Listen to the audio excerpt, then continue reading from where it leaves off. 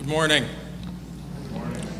We are gathered here today to mourn the loss and to celebrate the life of Sally Ann Wood, beloved wife, mother, grandmother, sister, friend, and vital part of this community. I welcome you to this sacred occasion. It is deep in our tradition as a people, I believe, this gathering together to remember our beloved. It is the occasion of death that calls us here. Death is not today's purpose. Today's purpose has to do with life, that which is vital, that which is vibrant, that which we have been gifted, particularly by the way that Sally lived in this world. Today is a day of remembering. Family chose to begin in the deep place of memory. For today, you carry the most important parts of our work, the most important tools of our work with you into this room. The act of remembering, of bringing to life the legacy that Sally has given you. And through the way that you choose to be together, the way that you choose to live, to do honor to that legacy, and to continue to grow it. I am struck, as I've heard about Sally, that she was a woman who grew things. I am struck, as I stand before this beautiful group, that some of what she has grown is right here. Maybe some of what is most important that she has grown. Everybody experiences the journey of loss in their own way and in their own time. But we gather in community like this, in religious community, to be lifted up by the commonality and the shared need for grace, the shared need for love, that reassurance in the shadow of loss that all is not lost. Indeed, the best in life continues to come. We come into the space to open the most private of experiences to each other and to be strengthened in our vulnerability and sharing. These first words get to be mine from this pulpit, but the most important words won't be these. They will be the ones that you bring and you share as you remember, as you tell your stories. We start the practice today in this worship service of telling a few stories of that which is precious. I often say here when we come together to worship, and people ask me, what does that mean, worship? It comes from the Middle English. It means that which is worthy. It's a place where we come together as a family and say, what's worthy about this life? Well, Sally has been a teacher of that. What is worthy in life? And so today we hold that up. And so today, as you mourn, also celebrate. Let this be a unique place of refuge, of comfort, of continuing to weave the relationships and grow that which is most beautiful in life. We gather together because when we remember those that we love, we are given ongoing life by them. So welcome, friends, to this celebration of life, to this ritual of remembering. Let us now worship together. And now, I'm going to go over and do as we often do in this house at the beginning of entrance into sacred time. We light a chalice. Today we light that chalice, that flame, as a symbol of the spark of a bright life, the warmth of great love, and of all that is good that continues forward.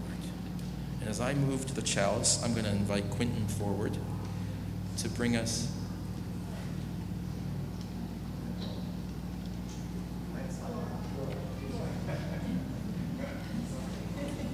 Who would you like me to invite forward? That was the video? I'm so sorry. My apologies. I'm going to light the chalice, and then we'll have a little music. It is a celebration of life, so it's okay to laugh.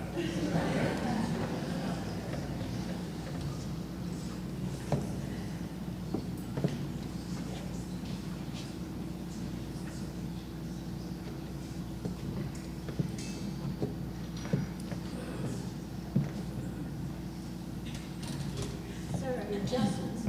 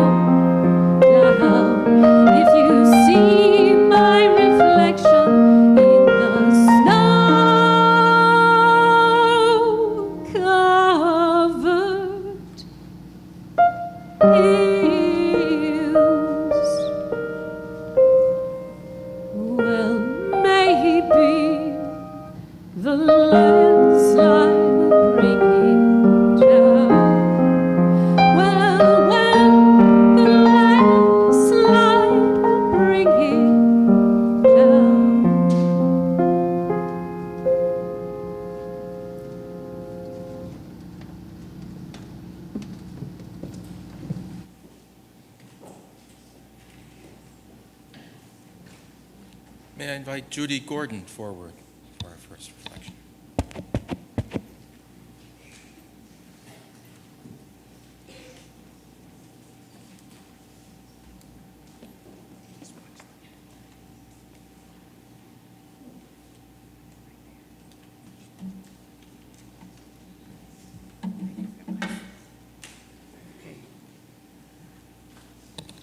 Good morning. Sally and I were first cousins, the two oldest in a generation of a lot of cousins. Sorry, need some water.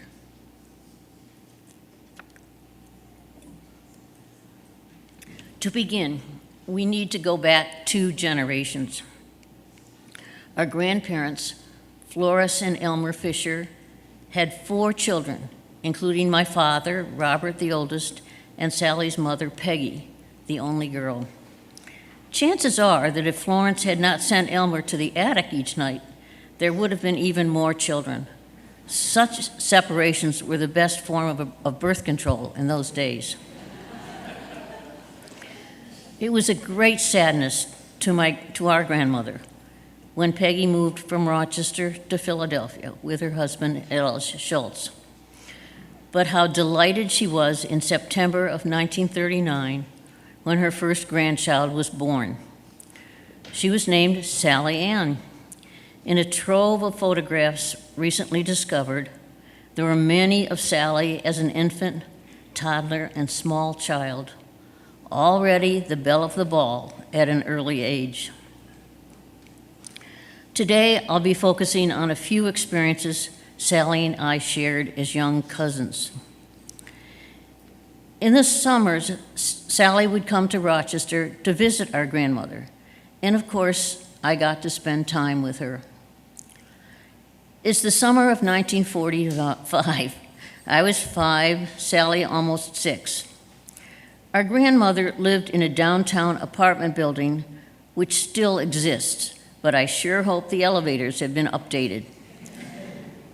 Because when the elevator finally arrived and the door slid open, the gap between where we were standing and the floor of the elevator seemed enormous. Which one of us would go first? Usually it was Sally. She was the brave one. There was the summer of 1946, part of which we spent on the shores of Lake Ontario at a cottage owned by dear friends of our grandmother. Among the many treasures that came along with the cottage were a small canoe, 2 paddles, and 2 life jackets, small enough to fit a couple of 6-year-old girls. One day, my father lifted us into the canoe, one in the bow seat and one in the stern. There was no way he was going to let us loose on Lake Ontario. So even before we got into the canoe, he tied one end of the line to the stern gunwale and the other end around an oak tree on the shore. Off we went paddling with all the strength 2 6-year-old girls could muster. Even at that age, we knew something was wrong. Not only were we not going very fast, but we were also not going very far. As it ends up, we were able to make the canoe move, but only in circles.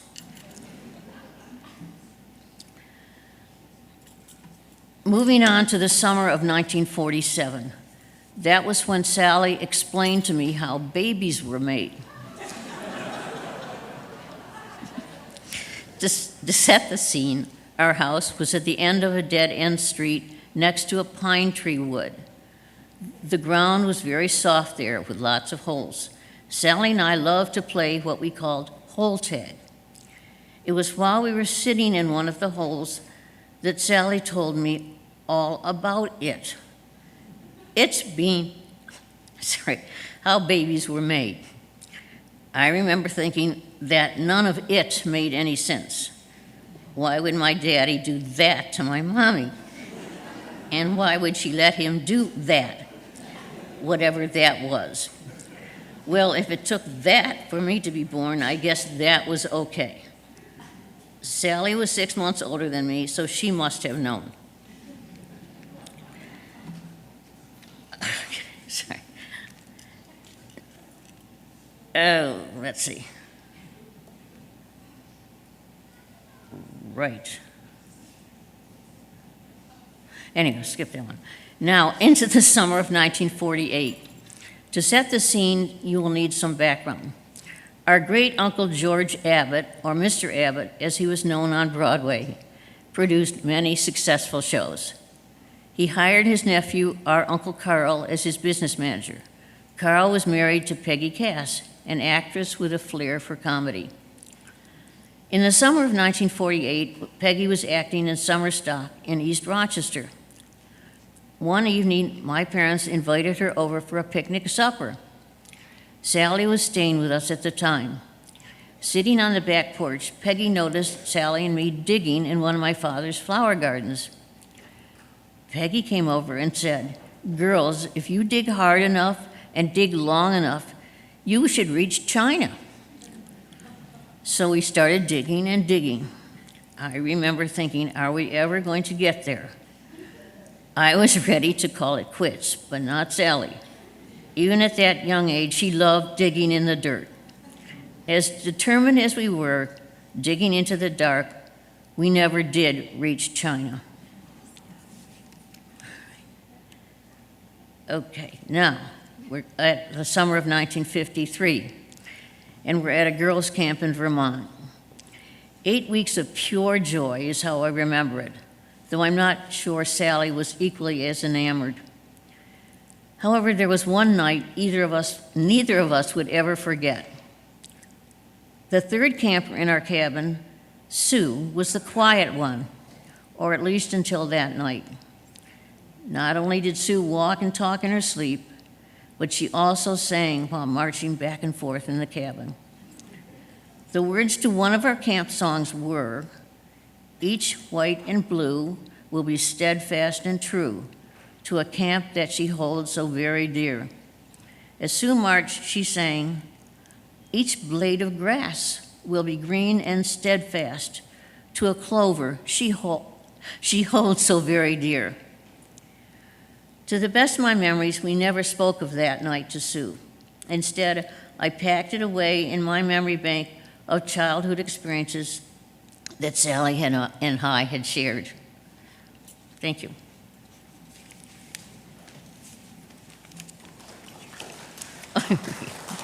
Okay.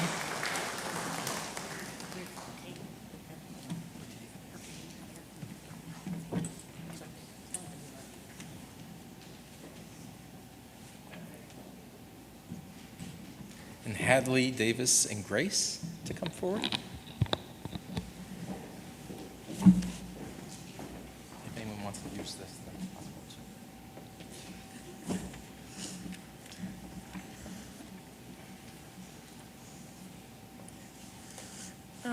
This is The Gentle Gardener by Edgar A. Guest. I'd like to leave but daffodils to mark my little way, to leave but tulips red and white behind me as I stray. I'd like to pass away from earth and feel that I'd left behind but roses and forget-me-nots for all who come to find. I'd like to sow the barren spots with all the flowers of earth, to leave a path where those who come should find but gentle mirth. And when at last I'm called upon to join the heavenly throng, I'd like to feel along my way I'd left no sign of wrong. And yet the cares are many and the hours of toil are few. There is not time enough on earth for all I'd like to do. But having lived and having toiled, I'd like the world to find some little touch of beauty that my soul had left behind.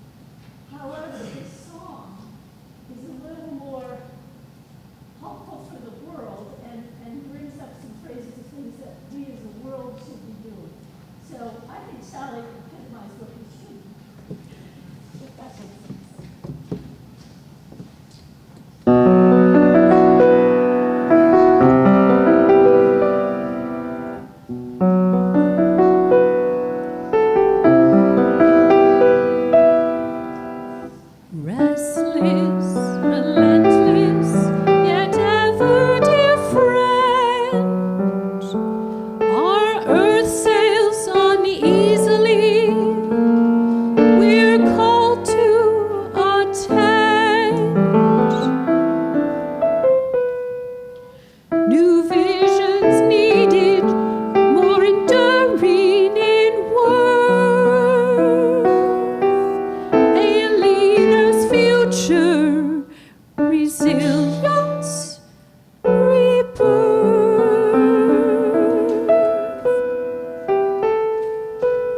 Enjoy the earth gently, loveliness to keep. Enjoy so that all life will flourish and speak.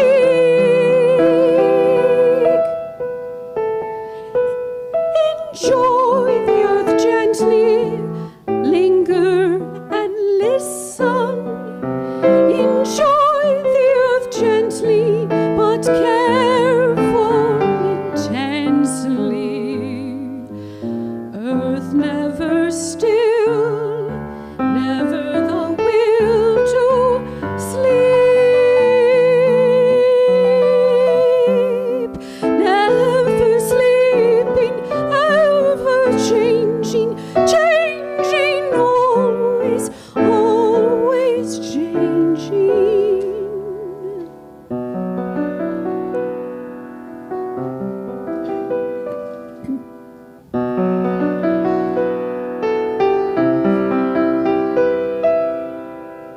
Restless, relentless, new stressors ascend. Storms and the menace, forging bold new defense. Former norms frayed, can new ones last longer? Yes, if all life is acknowledged and honored. Enjoy our earth gently, the whole world is sharing. Enjoy our earth gently, when injured repairing.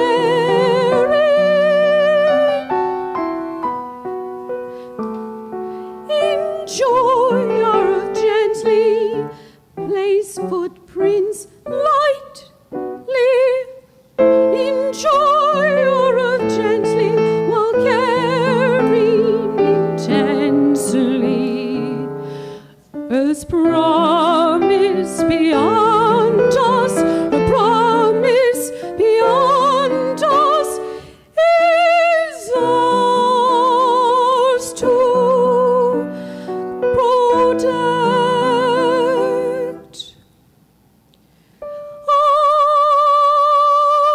Ours to keep.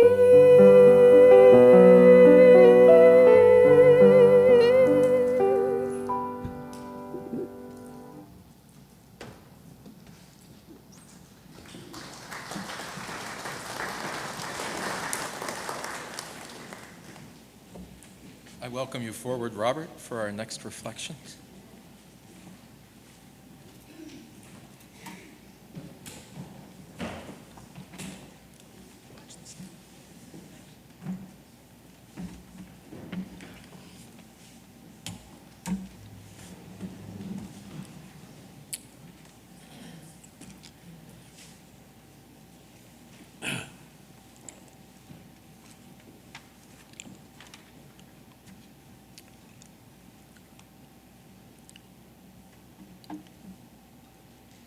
My whole life has been celebration of wood.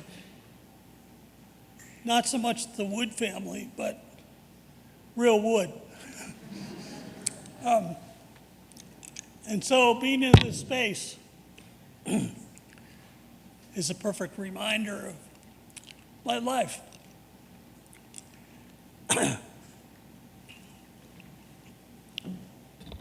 Thanks. I can't really compare to my speech to the photos that we've all watched together. That was an amazing collection of images.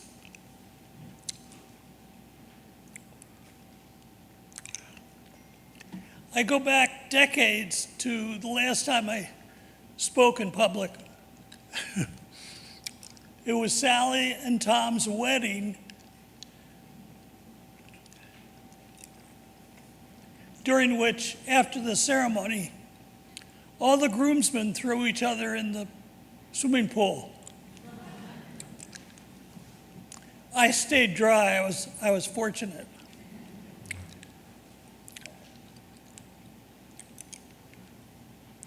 So here we are at the end of her life, and she's had a wonderful one, very special. My older sister, Sally, was the quintessential leader of the pack. I respected her wisdom and her natural way with people. She was intelligent, thoughtful, and always mature. When we were young, I looked to her for all knowledge.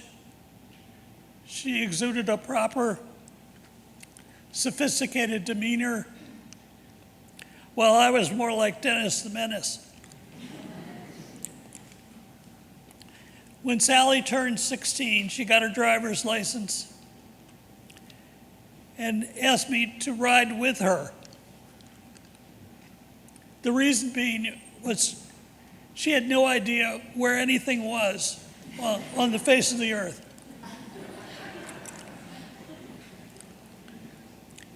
At 12, I'd like to think it was because of my boyish charm, but in reality,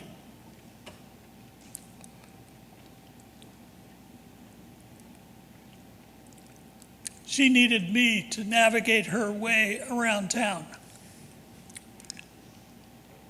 I spent a lot of time on my bike, and I knew where everything was.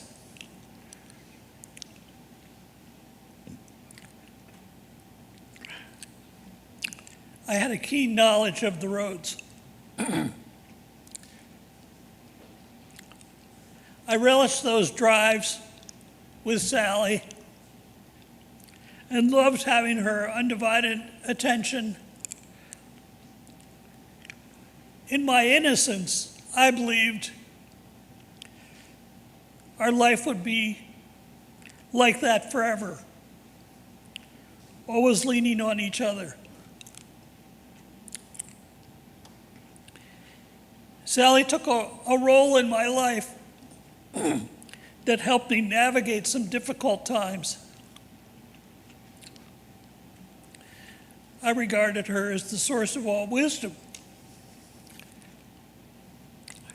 I trusted her more than I trusted my parents. After college, I was directionless. And I remember talking to Sally about my future. I thought, well, I'll just join the Marines and see what happens.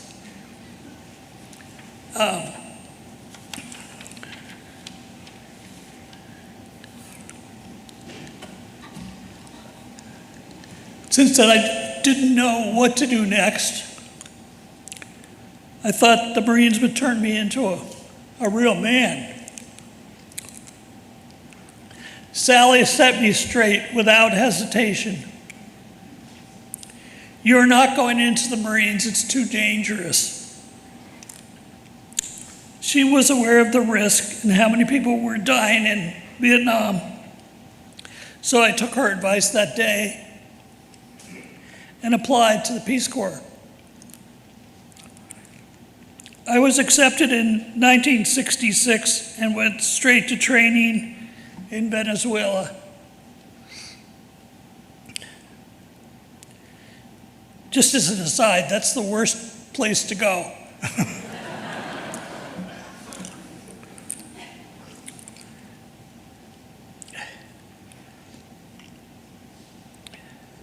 The decision, guided by Sally, changed my entire life. I met an extraordinary group of people, including two of my closest friends.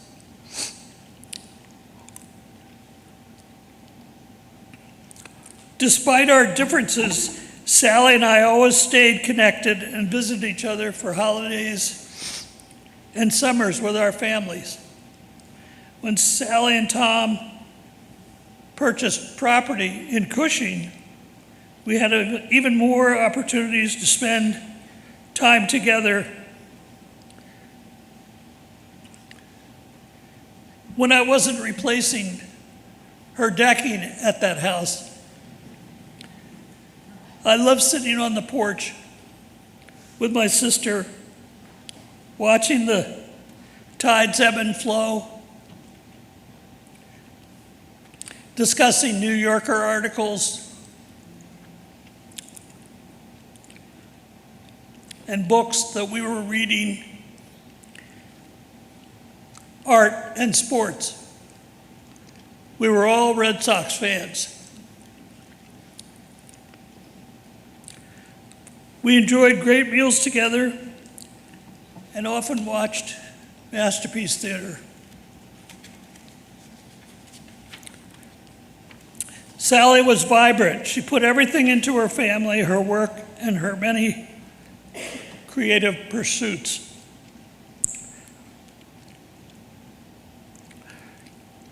Sally was incredibly loyal to her people. In college, she was in a competitive water ballet group, and many of her teammates became her close, lifelong friends.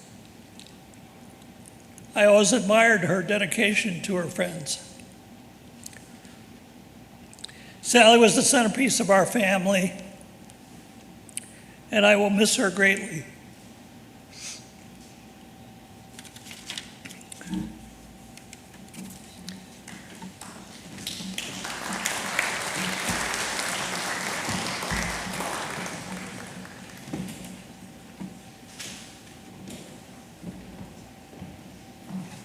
Anna, would you like to come forward?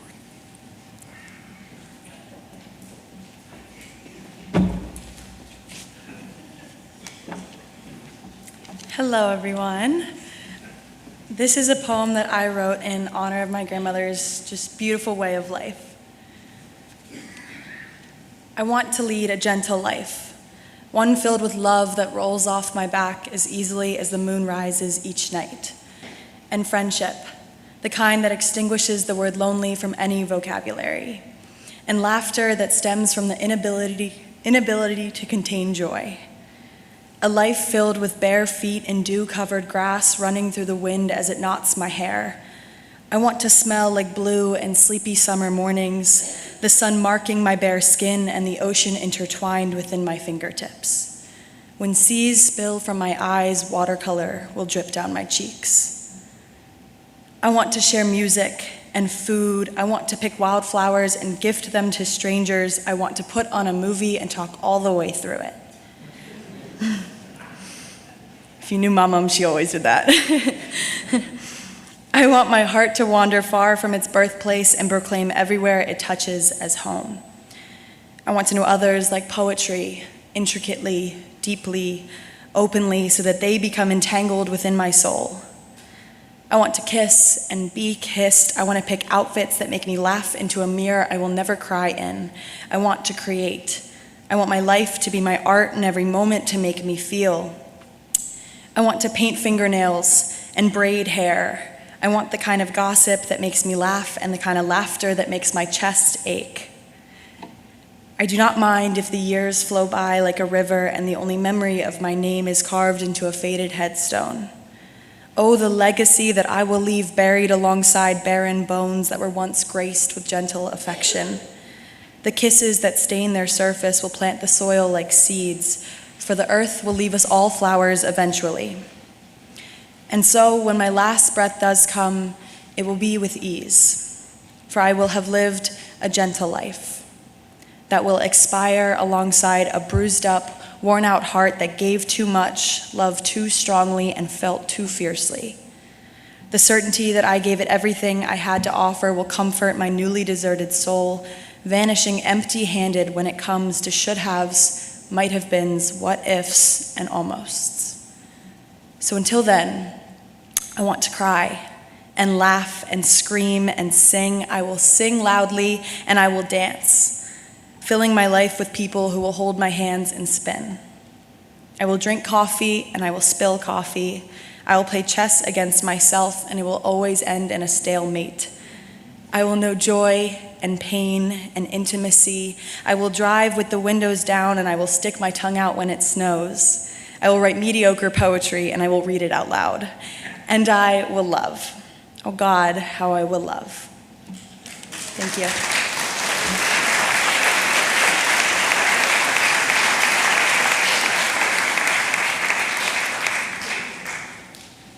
Jack?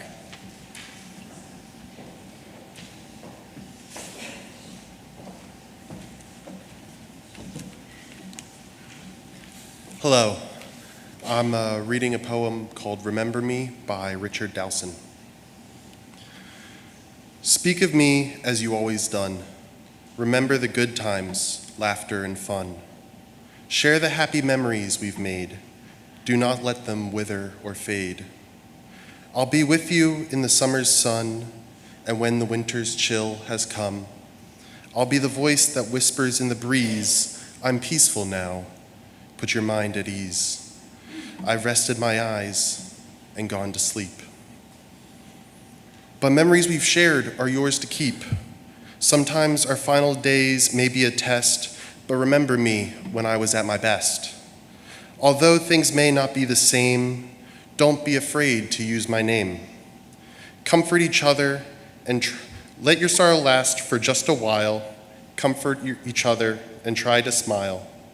I've lived a life filled with joy and fun. Live on now. Make me proud of what you'll become.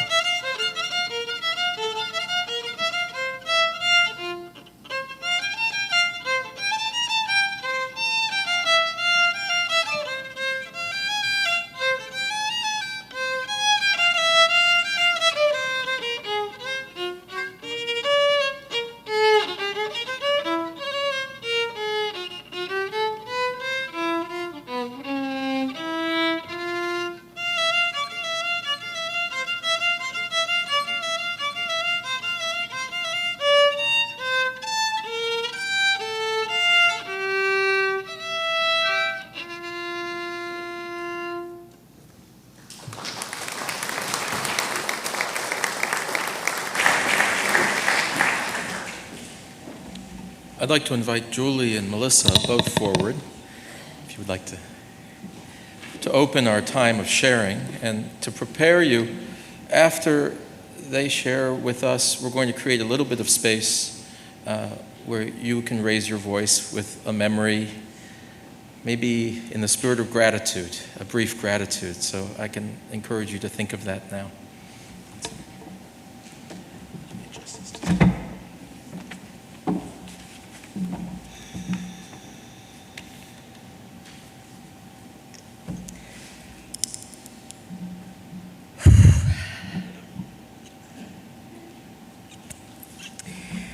First of all, I'd like to thank you all for being here today.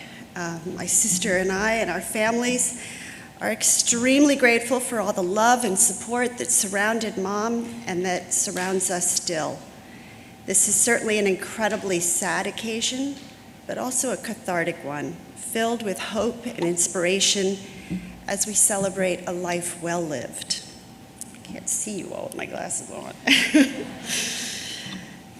10.5 years ago, we gathered here in this same place to honor the life of our father, Tom Wood.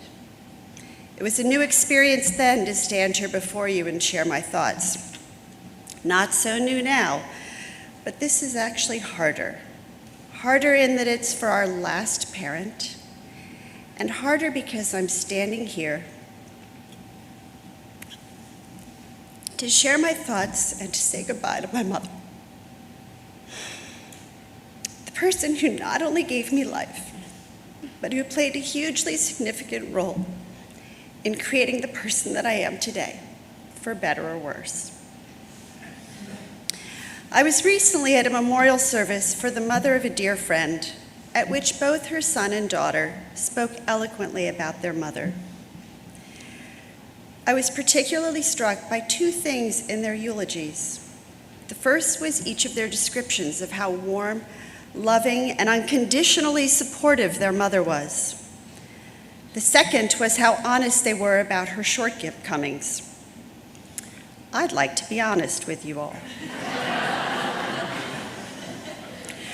While Mom certainly loved us and was devoted to her family, I think we can all agree that she was not what one might call a warm and fuzzy person.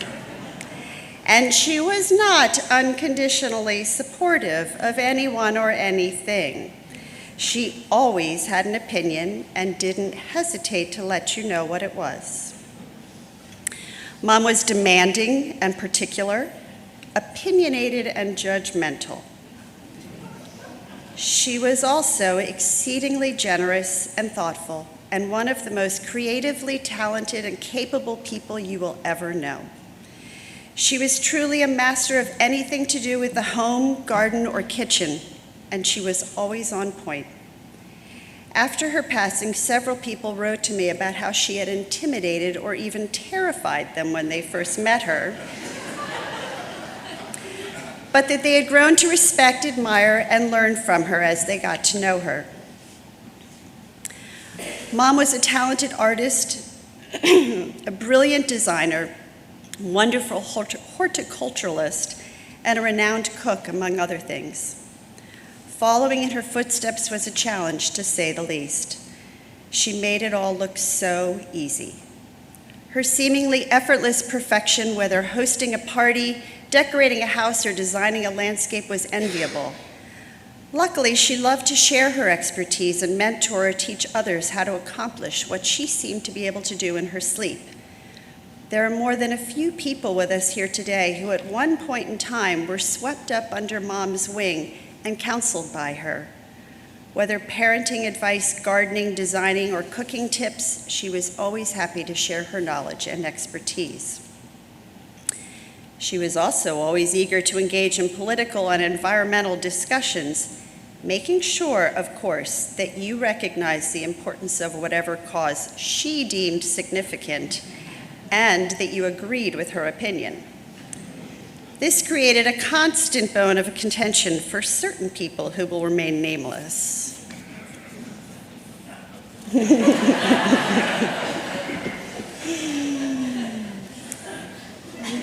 Mom was an avid reader and collector of articles. whether about horticulture, various design elements, travel destinations, birds, environmental issues, recipes, politics, she had a file for it. Each file was filled with pages torn from magazines, pictures, articles, and notes.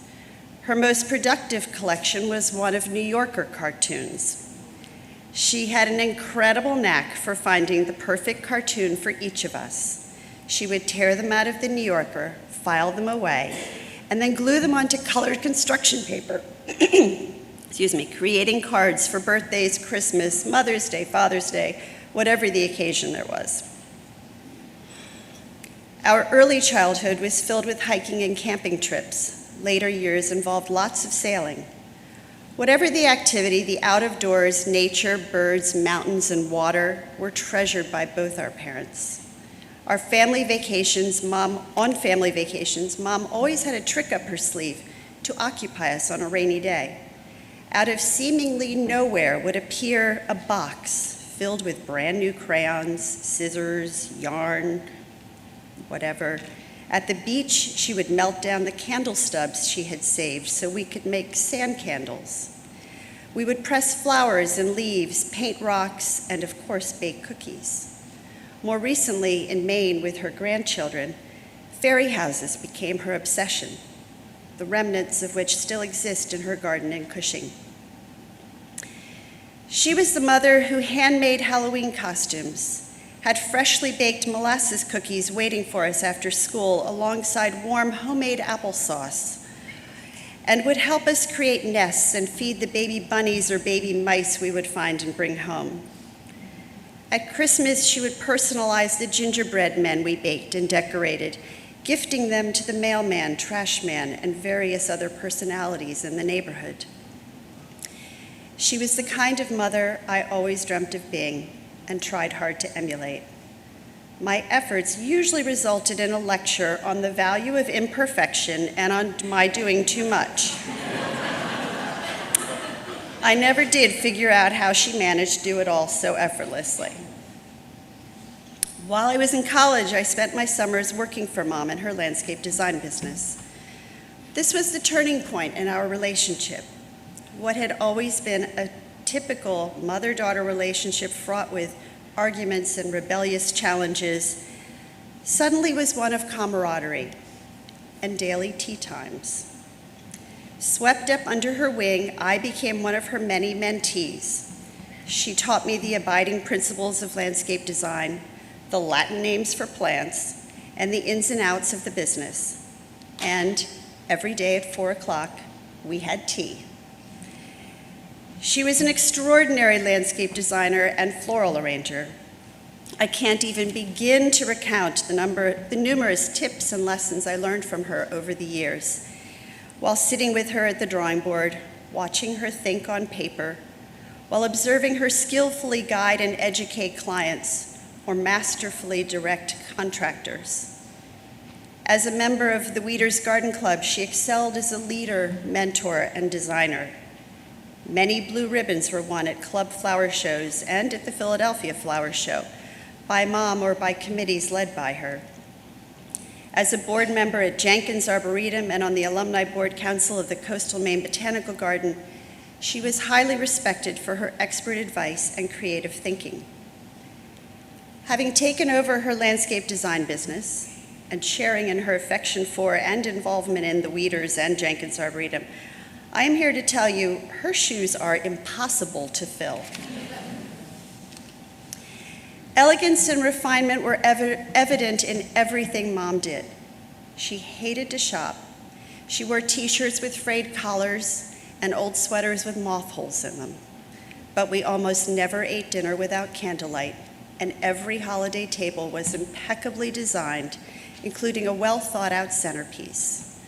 Casual elegance was her signature style. Simple cuttings from her garden were masterfully arranged, gracing bedside tables and bathroom counters when guests arrived. Leftovers were turned into gourmet meals at the drop of a hat, and simple objects easily became artful compositions. A quotation by William Henry Channing perfectly illustrates the essence of how Mom strove to live her life. to live content with small means, to seek elegance rather than luxury and refinement rather than fashion, to be worthy, not respectable, and wealthy, not rich, to listen to stars and birds, babes and sages with open heart, to study hard, to think quietly, act frankly, talk gently, await occasions, hurry never. In a word, to let the spiritual, unbidden, and unconscious grow up through the common. This is my symphony. Another great mother in our lives wrote to me, "We grieve because we love, and all of us grieve because all of us have loved dear Sally." And let's agree never to stop sharing our memories and making the effort to be together in order to do that as a team. Mom, we do love you and miss you terribly. We promise to heed your advice, to always try to live our best lives, and to always be curious and creative.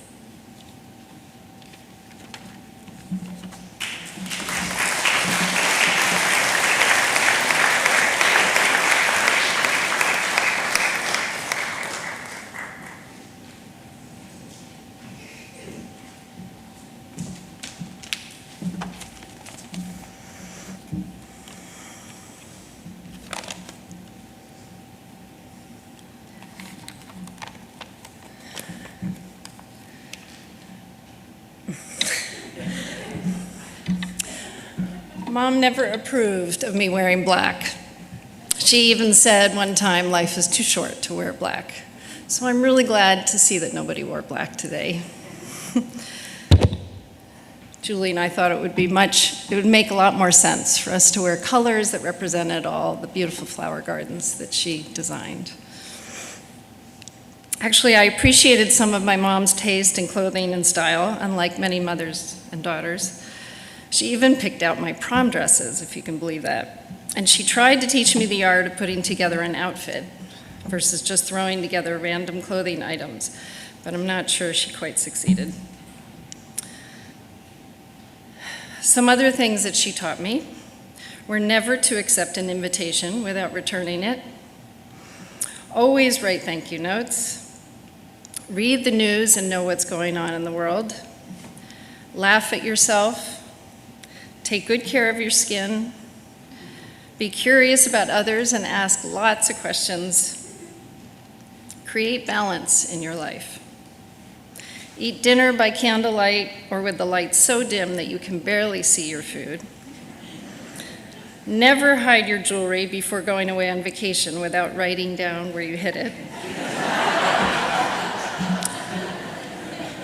A polite way to discreetly hold judgment is to say, "That's interesting." To this day, whenever our family members describe something as interesting, the rest of us ask, "Do you mean a Sally Wood interesting?" And finally, the Bee Gees song, "More Than a Woman," can actually be misheard as Strawberry Polka. One of the most important things Mom taught me, though, is to appreciate and enjoy good food and have fun creating it. I'm so grateful to her for the joy I get from experimenting in my kitchen. I will always remember baking with her on our marble slab, making jam with her in the fall, and watching her make homemade horseradish sauce while wearing ski goggles. I have been inspired by her homemade marinara sauce and meatloaf, her huge pot of sauerkraut and sausages, steamed mussels in white wine and garlic broth, her leg of lamb, her baked apples and pavlova dessert, and of course the best scrambled eggs ever for dinner. She gifted me cooking classes and cooking magazines over the years and taught me to follow recipes while also trusting my gut and taste buds. Even in recent months, in her most compromised physical state, she was teaching Erica, her caregiver, how to make ratatouille. Mom's appreciation for good food and cooking for others was one of her love languages, and one of the ways she was present as a mother in my life. She really was that mom who had freshly baked chocolate chip cookies ready to eat after school. And she was ready to nourish us at any time, whether we were at home about to sit down for a family dinner or whether we were traveling and looking for the perfect restaurant. I've also been inspired by her creativity. She brought a certain beauty to all our lives, whether it was in the garden or in her kitchen. Her centerpieces on the dining room table, or the Christmas stockings she custom designed and knit for all 10 of us, or simply the beautiful homes that we were privileged to grow up and spend time in. I credit her for my one-of-a-kind Halloween costumes as a kid, and she wonderfully imparted on our grandkids the art of making fairy houses. Unlike Julie, I was never crazy about weeding or helping her in the garden, but she exposed me to the joy of painting with watercolors, which I've adopted as my own hobby. It's hard to think about my mom sometimes without remembering both my parents. Most of you know that they were quite the pair, maybe even soulmates if there is such a thing. And for her, losing him was like losing a limb. As one friend of theirs recently commented to me and Julie, your parents set the mark on how to love and be loved. Years after Dad died, when I asked Mom if she ever sensed Dad's presence or energy, she looked at me like I was from Mars, shaking her head no. But in the months leading up to her death, she had pointed out a couple times to Erica that Dad was in the room. And most recently, when I asked her again if she could sense Dad and if she wanted to go with him, she nodded confidently and calmly to both. 10 years ago, I stood up here and tried to say goodbye to my dad, since the circumstances of his cancer made it hard to do with him before he passed. It's never easy to navigate the timing of someone's end of life, but this time, I made sure to tell Mom what I wanted her to know before she was gone. And despite her challenged memory and limited engagement, she lit up with gratitude and love, and that moment has meant the world to me in being able to let her go.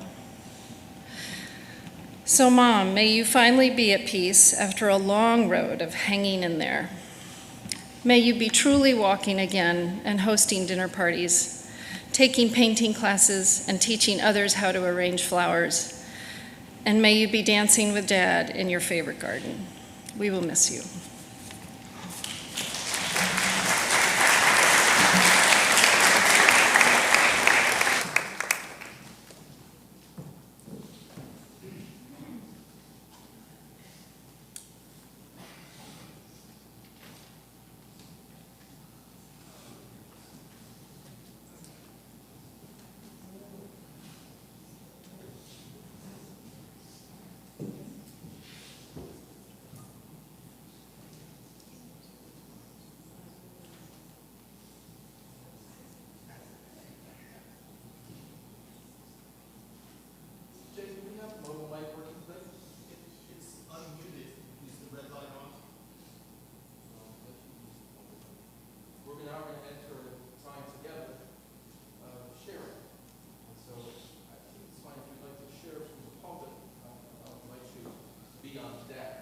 Next in this chair, just to manage time, and you just take a few minutes here.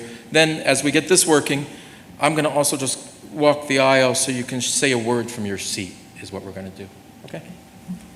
Yes. Hello, everybody. My name is Mumser Elise, and I had the wonderful, wonderful, wonderful time of being Sally's co-mother-in-law to our fabulous George and Melissa. And what I really want to share with you is not only how much fun it was, but how wonderful it was to be with somebody so talented and so much fun in so many different venues. And the best happened a couple of years ago when George and Melissa and the kids were in Spain. And I came down here for Mother's Day, and we decided that it was so cold and horrible that we would set a fire in the fireplace. But Sally forgot that she had closed the flue for her trip to Maine. So smoke was billowing out all over the house, and we threw water on the fire, and we thought we had done a pretty good job of putting it out. Opened all the windows and listened to the alarms going off. And that night we went to bed, and at 1 o'clock in the morning, the fire alarms started beeping at us. We jumped out of bed in our nightgowns, terrified. We couldn't figure out what the hell was going on. So we called 911, and 3 absolutely gorgeous policemen showed up in 2 minutes. And then about 6 firemen showed up. And so what they explained to us is the smoke kind of stays in the house and then eventually hits the fire alarms in the middle of the night, even if you put out the fire. And that is one of my most treasured moments of being with Sally. Here we are, little old ladies in our nightgowns with all these firemen and all these policemen. And I said to them, this is probably your worst nightmare, 2 little old ladies in their nightgowns in the middle of the night setting a house on fire. And he said, oh no, this is fun. I just had to get up here and share that memory. And for her birthday the next year, I found a birthday card that had a birthday cake on it with 1,000,000 candles, and it said in the inside, have a flaming birthday, happy birthday, and I had to send it to her. So I'm thrilled to be here, and I am just so loving to see my beautiful grandchildren and so many of you. Thank you, thank you, thank you. God bless you.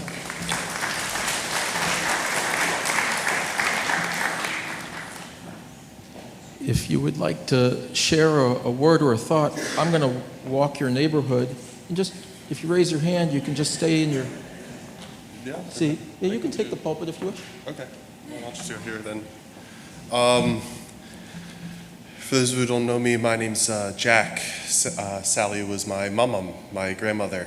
And I just want to share a couple memories because her and my grandfather T were 2 of the most influential people in my life.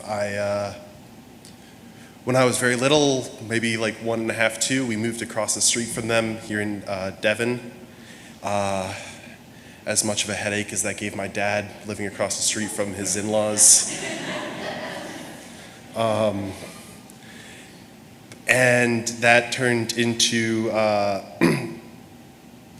but it was good for them in the sense they got the free time to go out for the night and drop us off across the street with our grandparents.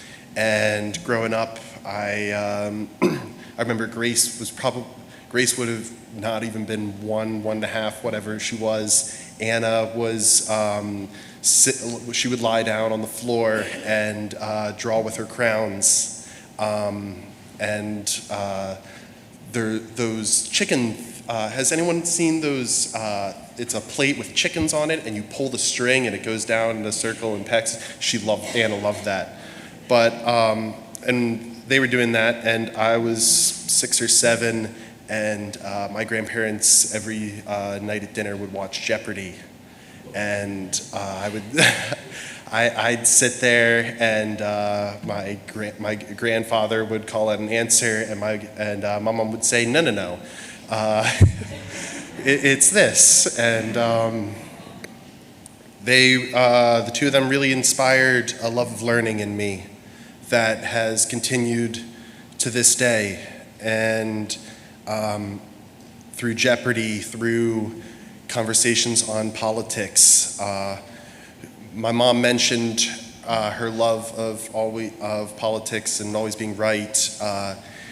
She had a little trouble hearing, but the second you had a wrong opinion, according to her. Politics was the conversation for the rest of the day.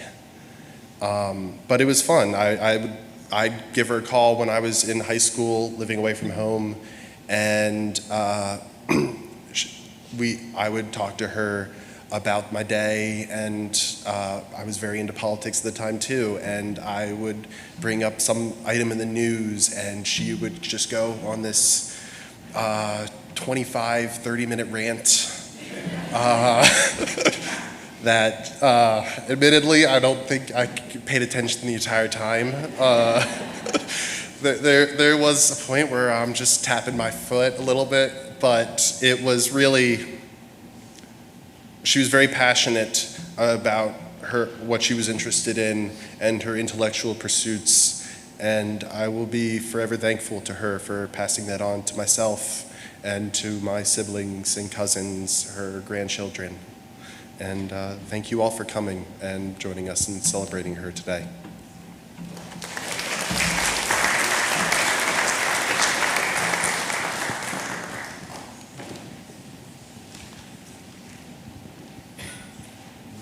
Hi, everyone. I was an old friend of Sally's from college. She got me in the water ballet and was unfortunately unable to go to our trips to Florida because her parents were a little bit strict. I don't know if Bob will agree with me, but they didn't want her to go down. We did crowd into one room. But I think what struck me looking at all the beautiful pictures, Sally had the most gorgeous smile. And she also had an incredible respect for every single individual that she met. I would visit her in the hospital in utter pain, and she's still writhing, would never scream. She would ask the person helping her a little bit about themselves. It was amazing. She also loved her daughters. And I will say, because I knew her well enough, she could be judgmental. And I'd sometimes say, oh, you can't do that. They're going on their own way and they're going to be just fine. And indeed, they gave her the most love, and Tom, in their final years that I have ever seen anybody. They were always caring.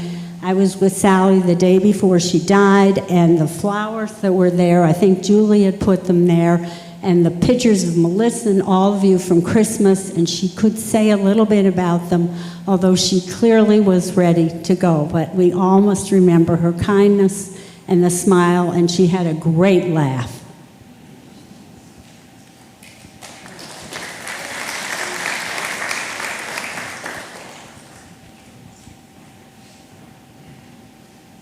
Good morning. My name is Brad Smith, and Ellie, my wife, and I lived on Devon Boulevard, 1 block away from Sally and Tom in our formative years. Sally was very inquisitive at all times, and I always felt when I was with her that she was acting more like a newspaper reporter, quizzing me in preparation for an article that she was going to publish.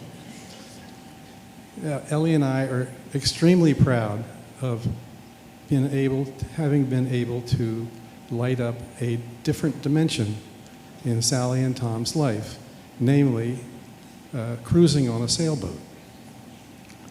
And there are a few vignettes that come to mind. On our first cruise together, we were all very excited, and we had managed to get to a place where we could anchor safely, and it got dark, so we went to bed. We were all in the main cabin, and I dozed off. A little bit later, I hear the following: Ellie, Ellie, Ellie. Huh? What? Huh? Says, oh, you can't sleep either. She also had a lot of spunk. And on another cruise, with my parents this time, my father had more than the usual amount of devil in him. And Sally had decided to do some sunbathing in the dinghy that was being towed behind. So my father got some glasses of cold water and had target practice to see if he could throw the water up in the air and make it come down on Sally. And that wasn't enough. So finally he said, okay, and he untied the painter and let the dinghy drift away. That didn't deter Sally for one bit. She sat up, got the oars out, and started rowing. Finally, Sally had a few hang-ups, self-professed hang-ups, one of which was that food had to be prepared exactly the right way. We stopped at a place where we were able to acquire some live crabs, and we were going to boil them up and have a lovely crab feast that night. Sally was very disturbed because there was a lot of seaweed on the wings of the crab's shells in their, what I would call armpits. So she required that Tom get a toothbrush out and scrub these crabs under their arms to get rid of all that seaweed before we boiled them up. So she was a very forceful personality, beautiful in all ways, and we miss her.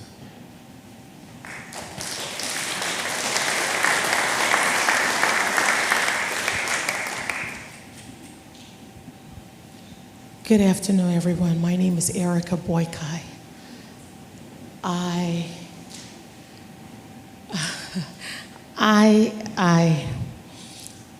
was Sally's caregiver. I was also the daughter that she said when she was in the hospital, the Indian daughter from a different father. When I met Miss Sally, I was this obnoxious person. My tolerance was very low, and I did not have any patience whatsoever. I would come to work. At first, it was just 4 hours, and I just wanted to get it done and get out of there. Well, she had different plans for me. I don't have a green thumb. I don't like anything that crawls, and I don't like the dirt. But I was in for a rude awakening. She broke me in ways that I did not realize, but I came later on to realize that it was beneficial to me and my family. When I would come to work in the morning, she had the garden hose waiting for me outside.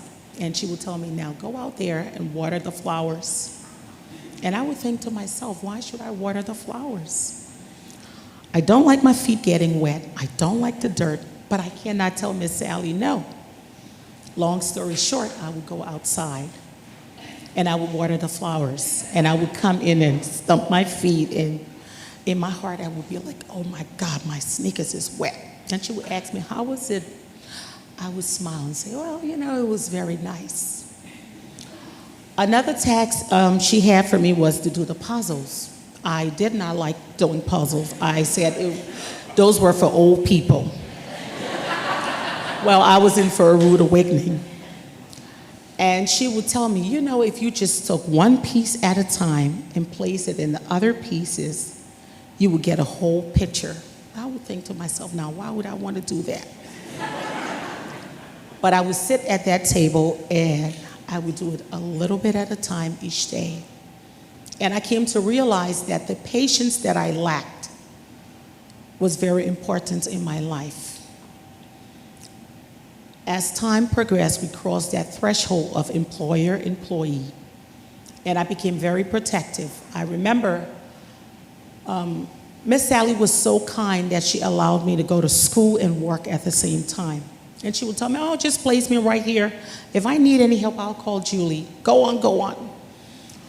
But then we realized that it wasn't always safe to leave her, and we decided to hire. Oh, the hiring process was something else. I would cross that line, and I would be almost like a crazy lady, because my thing was that if anybody came in that home at 10 Sugar Knoll Drive, they would have to work from the heart and not because of what they could make. And we changed several caregivers, but we managed to get along. And then I remember this summer, it was last summer, I had to take, it was last spring, I had to take art. I don't like to draw. I don't know anything about art. And I was grumbling. And I started complaining to Julie, and she brought me books. And then Miss Sally told me, oh, you'll get along fine. And I'm thinking, Lord, what am I into? But she always told me, in order to be successful, you have to come back from school in this house and bring me nothing less than an A. And because of the kindness, the tolerance, and everything shown me, I was able to get on the dean's list. I was able to maintain a scholarship, and I was able to maintain a 4.0. When it came to my marriage, I'm sorry if I'm taking too long. When it came to my marriage, one time we were in the garden, and hubby had called me, and I snapped. And she looked at me and smiled. She said to me, "Is that how you talk to him?" I'm like, "Oh, yeah." And she proceeded to tell me her life's story. And I was quiet. I went home that day, came back the next day. And she said, "What did you take from there?" I said, "Speak less and listen more. Always be remorseful and learn to say you're sorry when you're sorry." And I took that little advice, and it went a long way with me.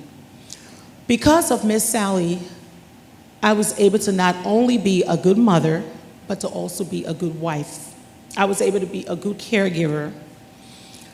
And during her last days, when she could no longer talk and I could no longer fuss with her, and we couldn't argue and talk about the unusual topics that other people would shy from, just looking at her and she's smiling or just gazing at me and shaking her head, it brought the both of us comfort. I stand here today is hard because I've lost a second mom, but I am also grateful that I got to know Miss Sally because she shapes me in ways that it's gonna go with me for the rest of my life. And to Julie and Melissa, I want to say thank you for sharing your mother with me. I will love you and I will cherish those moments that we had. Thank you, everybody.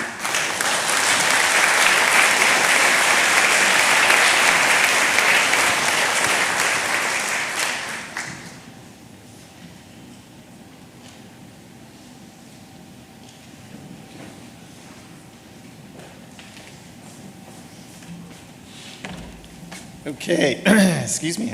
Hello. So I'm George Brewster, one of the son-in-laws, the other son-in-law.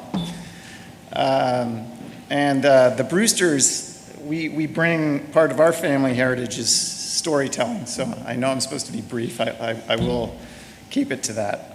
But bless Sally and Tom when the Brewsters arrived, how many meals they provided and listened to my dad or the uncles in Maine drone on and on and on and storytell. And so I'm going to do a little bit of that just because that's what we do. And Sally was always wonderful at hanging in there with the Brewsters and loving us. So Melissa and I dated for a while. We're engaged to get married, and right on the heels of Julie and Jeff getting married. And Sally had a belief that weddings in Philadelphia happen in June. That's when they occur. Why would they occur any other time than that? And we actually thought that it might be nice to get married at a different time than June. Now, of course, Tom and Sally are hosting the wedding, and so we've got to figure out a way to negotiate here. So I had done my homework. Done a little bit of research on weather in Philadelphia in October, came prepared to have a discussion, and I remember sitting in the garden and anxiously trying to get the message across that we wanted to do something other than June. And Sally sitting there, thinking, and I'm waiting for the counter. I'm waiting for what's going to come back. And what she said was, "The bees, George. The bees are very aggressive in October."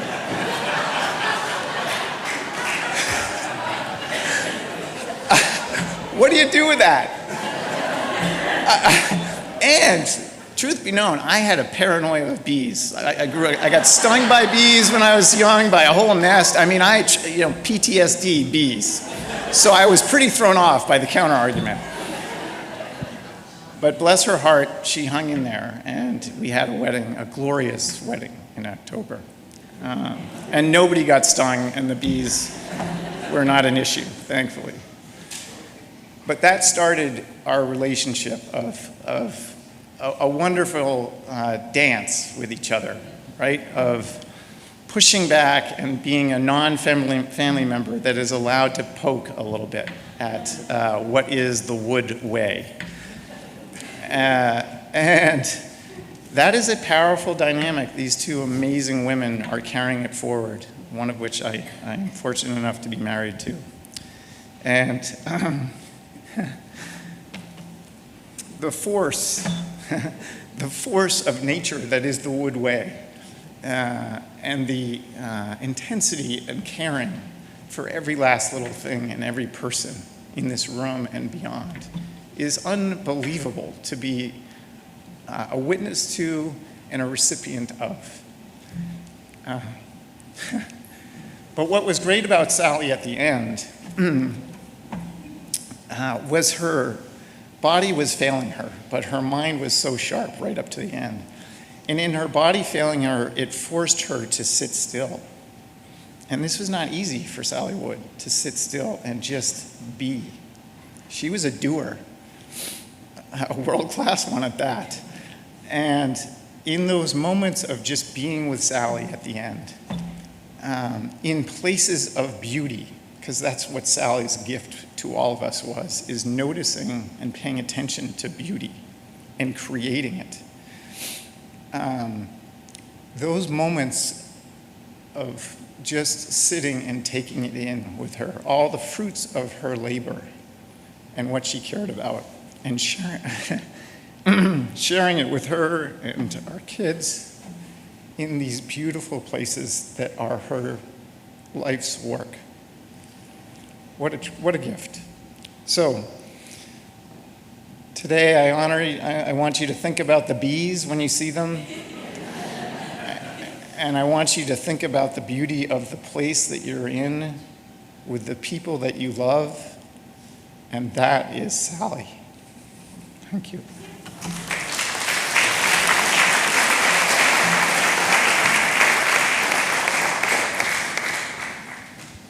I want to remind you that you have the ability to tell stories, to share your memories and your gratitudes, not only when we convene in this service, but after you go through those doors.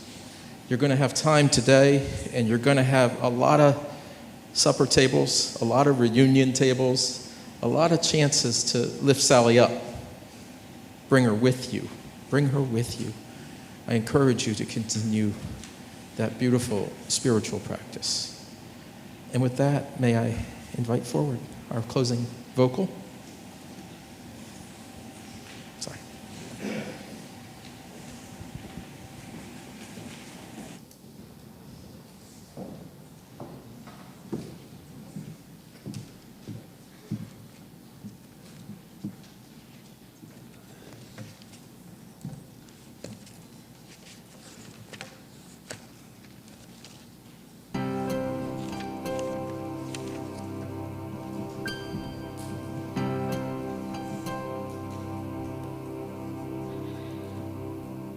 Lay down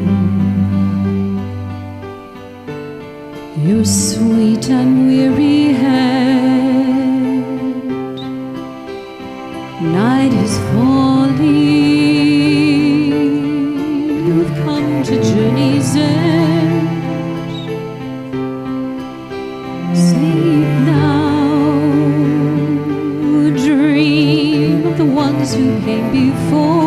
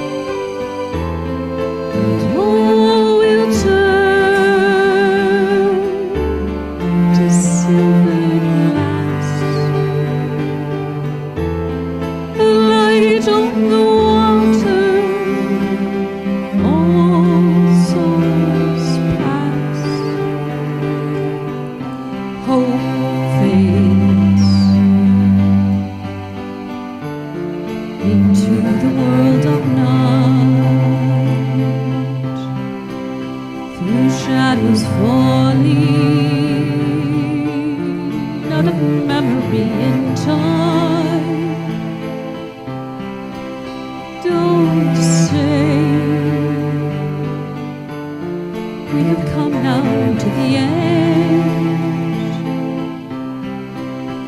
White shores are calling. You and I will meet again, and you'll be here in my arms, just sleeping. What can you see on the horizon? Why do the white gulls call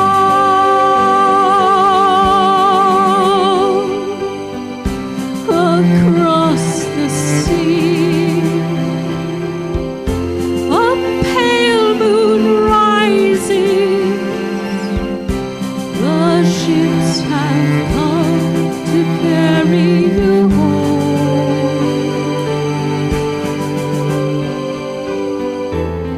And oh, we'll turn to silver glass,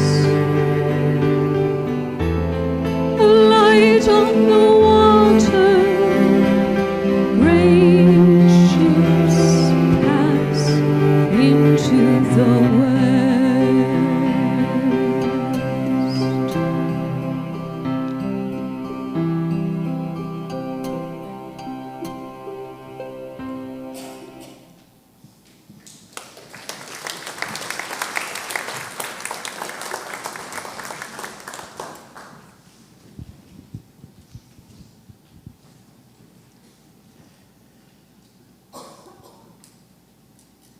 As you go from this place, may you be blessed.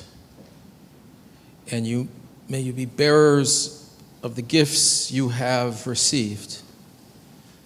May you have the strength of Sally's character, strength of her will. May you have the acuity of her mind, the gift of seeing things as they are, as they ought to be. Most of all, may you go with the love and the wisdom of her heart. May you carry that with you as you go. May the light of the universe shine upon you, and may this world be kind to you as you continue this great journey. Amen.